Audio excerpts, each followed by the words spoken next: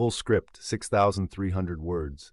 He traded 11 John Deeres for Massey Fergusons, then Deere dealers stopped selling him parts. Opening. The decision, March 14th, 2023. A Tuesday morning in Kearney, Nebraska. 4 John Deere 8R tractors sit in a dealer lot. Washed, detailed. Trade-in tags zip-tied to the mirrors. Behind them, 3 9R series machines, 2 7R models, a 6M utility tractor, a Gator utility vehicle.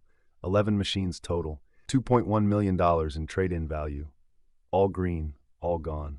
The man who brought them in is standing near the service bay, arms crossed, watching a crew load the last tractor onto a transport trailer.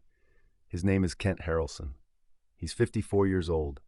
He runs 4,200 acres of corn and soybeans across 3 counties in south-central Nebraska. His father bought their first John Deere in 1971, a 4020. Kent learned to drive on it. For 52 years, the Harrelson family has been an all-green operation. Not anymore. Across the road, at a competing dealership, 6 Massey Ferguson 8S series tractors are being prepped for delivery. 8S265, 8S305, 8S345, all brand new, all red. Kent's moving his entire fleet to Massey Ferguson in 1 week. The John Deere dealer, a man named Rick Stoltzfus, who's known Kent since high school, hasn't said a word to him in 3 days. Rick's standing near the office window, watching the trailers roll out. He's not waving goodbye. The relationship. Here's what matters. Kent didn't leave because of a bad machine. He didn't leave because of a service dispute. He left because of a price war he couldn't win.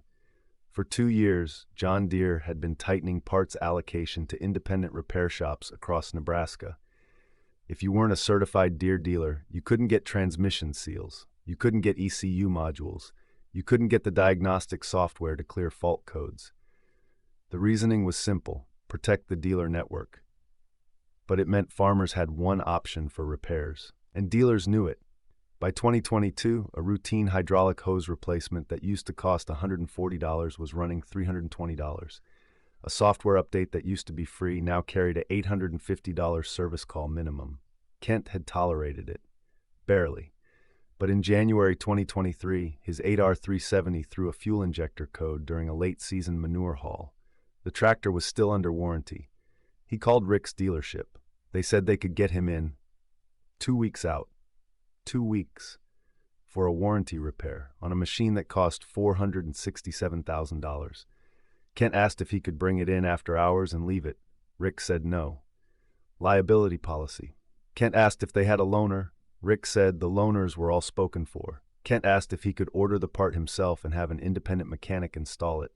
Rick said that would void the warranty. Kent hung up. He called a Massey Ferguson dealer 90 miles west. They had a tech on site the next morning. Not to fix the Deere, they couldn't touch it, but to walk Kent through every machine in his shed and show him what a Massey Ferguson equivalent would cost. By the end of that week, Kent had made his decision.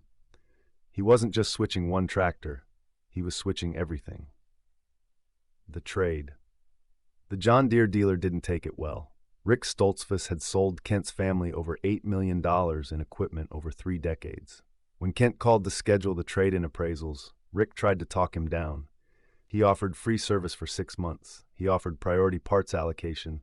He offered a $40,000 trade-in bonus on the next machine. Kent said no. Rick asked him to think about it. Kent said he already had. The appraisals happened on a cold morning in early March. 2 Deere reps flew in from Iowa to inspect the fleet. They spent 4 hours going over every machine, checking hours, fluid samples, tire tread, undercarriage wear. They offered $2.1 million. It was a fair number, maybe even generous. Kent took it.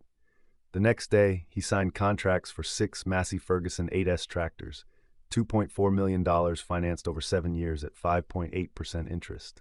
The difference would come from operating cash and a modest line of credit increase. The new machines were scheduled for delivery on March 20th. But Rick wasn't done. 2 days before delivery, he called Kent. He said the trade-in deal was being delayed. Corporate needed more documentation, something about title verification on one of the 9R machines. Kent asked how long. Rick said maybe 2 weeks. Kent knew what was happening.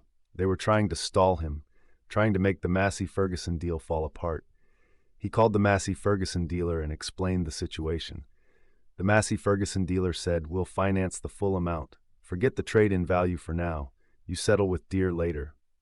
Kent agreed. On March 20th, 6 Massey Ferguson tractors rolled onto his farm. The John Deere machine stayed in Rick's lot, and that's when things got ugly. The Retaliation. April 3rd, 2023. Spring planting season. Kent's running his new Massey Ferguson 8S305 across a 240-acre field, pulling a 48-row Kins planter. The planter's a 2019 model, John Deere green. It's one of 3 machines Kent kept from his old setup: the planter, a grain cart, and a scraper blade. Halfway through the 3rd pass, a hydraulic line on the planter's down-pressure system blows. It's a simple fix, a $70 hose, 30 minutes of labor. Kent calls the John Deere dealership. The parts desk answers. Kent gives them the part number. The guy on the line pauses. Then he says, "We don't have that in stock." Kent says, "That's fine. How long for an order?" The guy says, "We can't place an order for you right now." Kent asks why. The guy says, "You'll need to talk to Rick." Kent calls Rick's cell. No answer.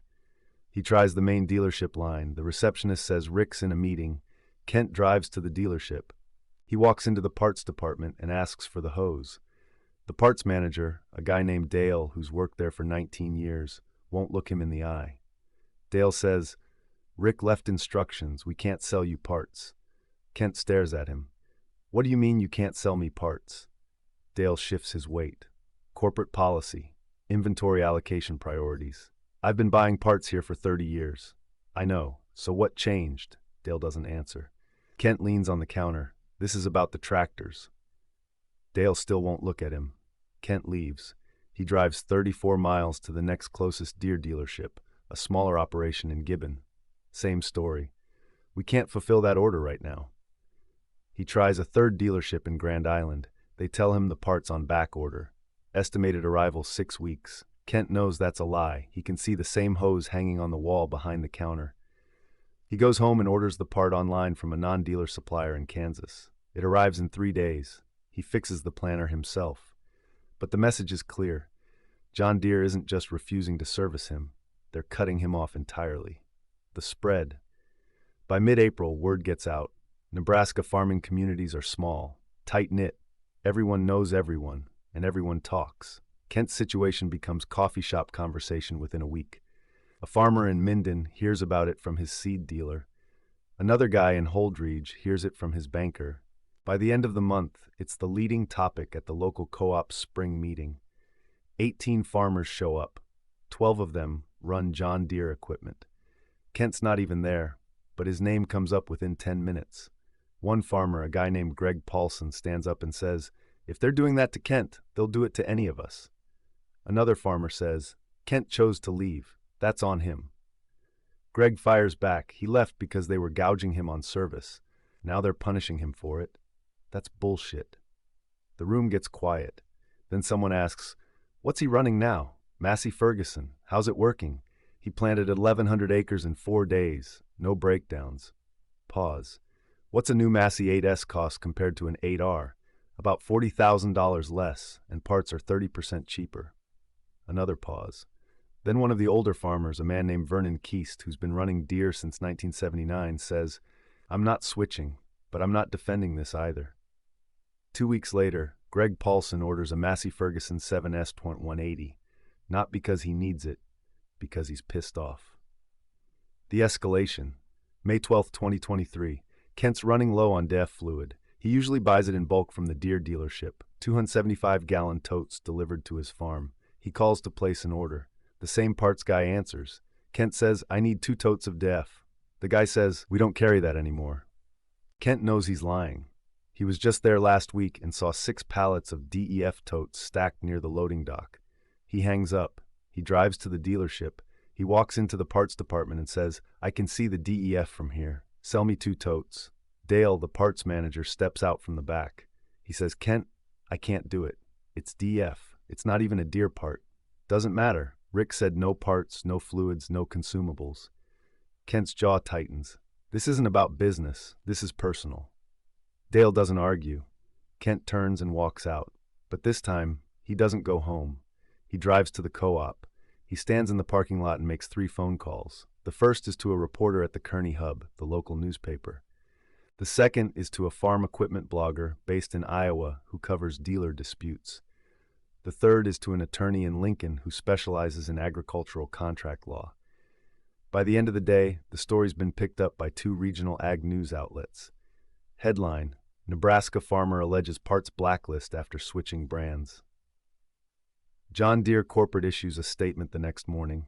Deere & Company is committed to supporting all farmers. Parts availability is subject to demand forecasting and regional allocation. We are investigating this matter. It's a non-answer, but it's also an acknowledgement. The story's real. The chain reaction. Within 2 weeks, 3 more farmers in Kent's co-op place orders for Massey Ferguson tractors. Not because the machines are better, not because they're cheaper, because they're angry. And in rural Nebraska, anger moves faster than reason. One of those farmers is a guy named Tom Schaefer. He runs 2,800 acres. He's been a John Deere loyalist his entire life. But after hearing what happened to Kent, Tom walks into Rick's dealership and asks point blank, "If I buy a Massey Ferguson, are you going to stop selling me parts?" Rick tries to deflect. Tom cuts him off. "Yes or no?" Rick says. That situation was more complicated than. Tom leaves mid-sentence. He orders a Massey Ferguson 8S245 the same afternoon. By June, the Massey Ferguson dealer 90 miles west is fielding calls from farmers in 5 counties. They're not all buying, but they're asking. And that's enough to scare Deere. The numbers don't lie. Here's what started happening behind closed doors. John Deere's regional sales manager for Nebraska, a man named Brad Stennis, began receiving weekly reports showing sharp declines in parts revenue across 3 dealerships. Rick's location in Kearney was down 22% compared to the same period in 2022. The Gibbon dealership was down 14%. Grand Island was down 9%. At first, corporate attributed it to normal market fluctuation.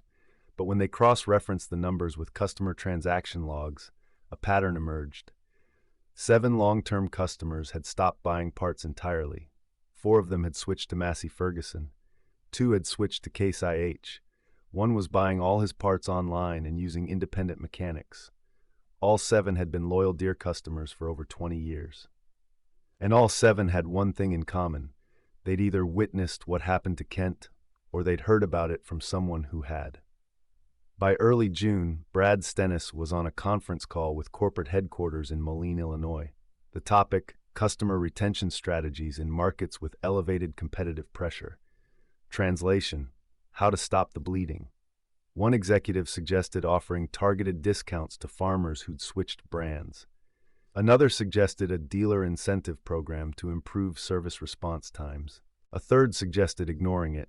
Let them run Massey Ferguson for a year. They'll come back when something breaks. Brad Stennis disagreed. He said, "This isn't about machines, it's about trust." And we broke it. The call went silent. Then someone asked, "What do you recommend?" Brad said, "Send someone to talk to Kent Harrelson, personally, not a sales pitch, an apology." 2 weeks later, that's exactly what happened. The corporate response, June 29th, 2023. A silver Chevy Suburban pulls up to Kent's farm at 9 a.m. 2 men step out. One is wearing a John Deere polo and khakis. The other is in a suit. The man in the suit introduces himself as Michael Drennan, Regional Vice President for John Deere's Central U.S. Sales Division. Kent meets them at the driveway. He doesn't invite them inside. Drennan starts with an apology. "Mr. Harrelson, we're here because we've become aware of some service challenges you've experienced with our dealer network. We want to make this right." Kent crosses his arms. "You want to make it right?" "Yes." "Then tell your dealers to sell me parts." Drennan nods. "We've already addressed that. You should have no further issues." Kent stares at him. "That's it?" "We're also prepared to offer you a $50,000 credit toward your next John Deere purchase, and priority service scheduling for the equipment you still own." Kent doesn't move. "I don't want a credit, I want an explanation." Drennan shifts his weight. The parts situation was a misunderstanding, a communication breakdown between dealer management and corporate policy. "Bullshit." Drennan blinks. Kent steps closer. "You blacklisted me because I switched brands. You punished me for making a business decision. And now you're here because 18 other farmers are asking questions." Drennan starts to respond. Kent cuts him off. I'm not taking your credit, I'm not coming back, and I'm not keeping quiet. He turns and walks toward his shop. The two men stand in the driveway for a moment. Then they get back in the Suburban and they leave. Kent watches from the shop doorway as the vehicle disappears down the gravel road. His phone rings. It's Greg Paulson. "Did two guys in a Suburban just leave your place?" Kent says, "Yeah." "They coming to see me next?" "Probably." "What'd you tell them?" "To get lost." Greg laughs. "Good." He hangs up. Kent walks back outside and looks at his 6 Massey Ferguson tractors. They're lined up near the machine shed, clean, ready, operational. He thinks about the $2.4 million he financed to buy them. He thinks about the relationships he lost. He thinks about the risk he took. And then he thinks about the hydraulic hose, a $70 part that started all of this. He shakes his head and gets back to work. The fallout by August, the Massey Ferguson dealer who started this whole thing has sold 14 tractors to farmers in Kent's region. That's more than he sold in the previous 2 years combined. John Deere's regional sales are down 11%. Rick Stoltzfus's dealership is struggling. 2 of his service techs quit in July. One of them goes to work for the Massey Ferguson dealer. Rick calls Kent in mid-September. He says, "I didn't want this to happen." Kent says, "Then you should have sold me a hydraulic hose." Rick hangs up. In October, John Deere Corporate releases a new customer-first policy memo to all dealers, emphasizing that parts sales should never be restricted based on equipment ownership. It's dated October 14th, 2023. 7 months too late. The memo includes new guidelines. Parts must be sold to any customer, regardless of equipment brand. Service scheduling priority must be based on appointment availability, not fleet composition. Dealer incentive programs will now include customer satisfaction metrics weighted at 30% of total compensation. It's a comprehensive response, but it doesn't undo what happened, because the farmers who left aren't reading corporate memos. They're running Massey Ferguson tractors, and they're telling everyone why. The outcome. November 2023.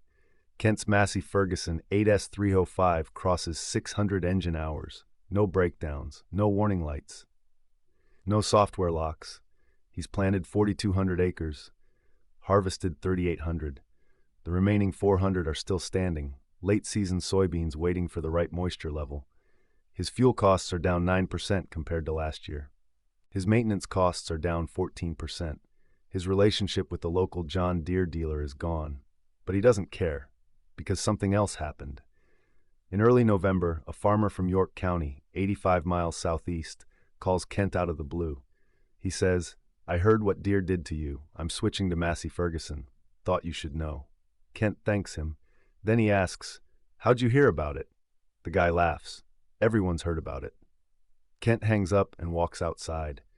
His 6 red tractors are parked in a row near the machine shed. Clean, maintained, ready. He thinks about his father, the man who bought that first John Deere in 1971. He wonders what his dad would think. Then he remembers something his father used to say. Loyalty's a two-way street. The day a company forgets that, you walk. Kent smiles. He already walked, and he's not looking back. The truth behind the conflict. This story isn't really about tractors. It's about power. For decades, John Deere has operated with an assumption. Farmers need them more than they need farmers. That assumption held true as long as Deere had the best machines, the best dealer network, and the best parts availability. But when that equation shifted, when service became slow, parts became weaponized, and repair became a monopoly, the assumption cracked.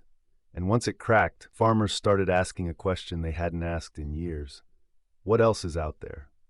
Massey Ferguson isn't better than John Deere. It's not more advanced, it's not more reliable, but it's competitive. And in a market where one brand tried to enforce loyalty through restriction, competitive was enough. Kent didn't switch because Massey Ferguson was superior. He switched because John Deere stopped treating him like a customer. And when they punished him for it, they proved his point. The ripple effect. By the end of 2023, Massey Ferguson's market share in south-central Nebraska had grown by 6%. That doesn't sound like much, but in an industry where brand loyalty is generational, where farmers stick with one color their entire lives, where switching brands is seen as betrayal, 6% is a revolution. John Deere's corporate response came too late. The apology tour, the policy changes, the customer first memo. All of it happened after the damage was done. Because the farmers who switched didn't just leave Deere, they told everyone why. And in rural communities, word of mouth is currency. By December, farm equipment forums were flooded with posts. Anyone else getting blacklisted by Deere dealers? Thinking about switching to Massey Ferguson? What should I know? Is this happening in other states? The answer to that last question, yes. Reports started coming in from Iowa, South Dakota, Kansas, Missouri, not widespread, not coordinated, but consistent. Farmers who left Deere were being iced out of parts, and they were talking.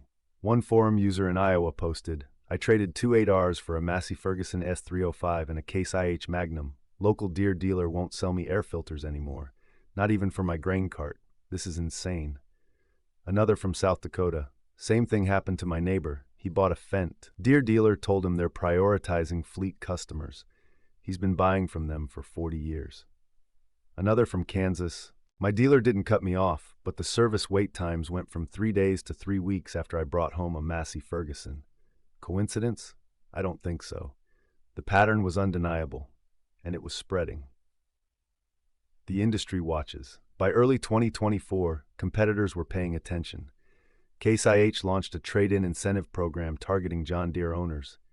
New Holland offered 0% financing for 36 months on select models. Kubota expanded its dealer network into 3 Nebraska counties. And Massey Ferguson? They didn't change a thing. They didn't need to, because farmers were already calling. The Massey Ferguson dealer who sold Kent his tractors, a guy named Ray Kowalski, was fielding inquiries from farmers as far as 200 miles away.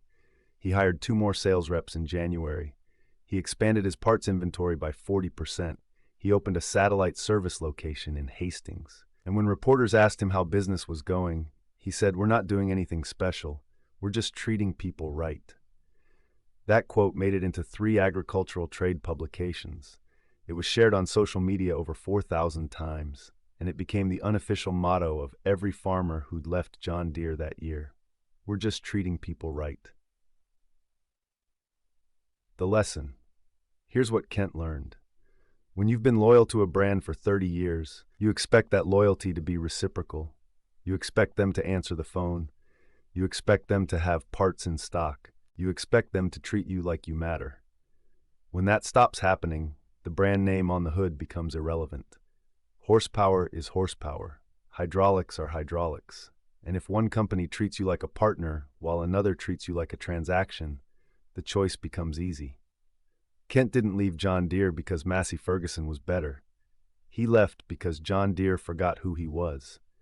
And when they punished him for that decision, they reminded every farmer in 3 counties why loyalty has limits. But here's the other side of that lesson, the one John Deere learned too late. Farmers talk, they remember, and they don't forgive easily. You can build brand loyalty over decades, but you can destroy it in a single phone call. You can dominate a market with the best machines, but you'll lose it the moment you stop respecting the people who buy them. Kent didn't set out to start a rebellion.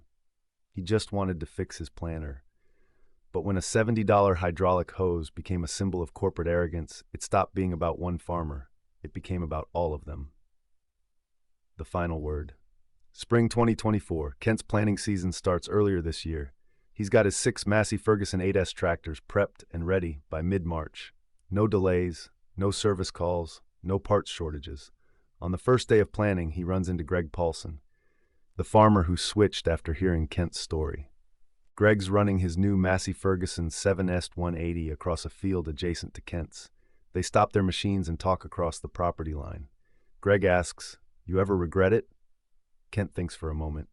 "Not once." Greg nods. Then he says, "Rick's dealership laid off 3 people last month. Heard they might sell." Kent doesn't smile, but he doesn't look away either. "That's not on me. I know." Pause. "But it is on them." Kent nods. Greg climbs back into his cab. Kent does the same. And as he pulls away, he glances in his mirror at the 6 red machines lined up in his field. Massey Ferguson. Not because they're the best, not because they're the cheapest, but because when it mattered, they showed up. They answered the phone. They had the parts. They treated him like he mattered. And in the end, that was all he needed. Kent engages the hydraulics, the planter drops into the soil, and he gets back to work. Because the ground doesn't care what color the tractor is. It only cares that someone's willing to work it.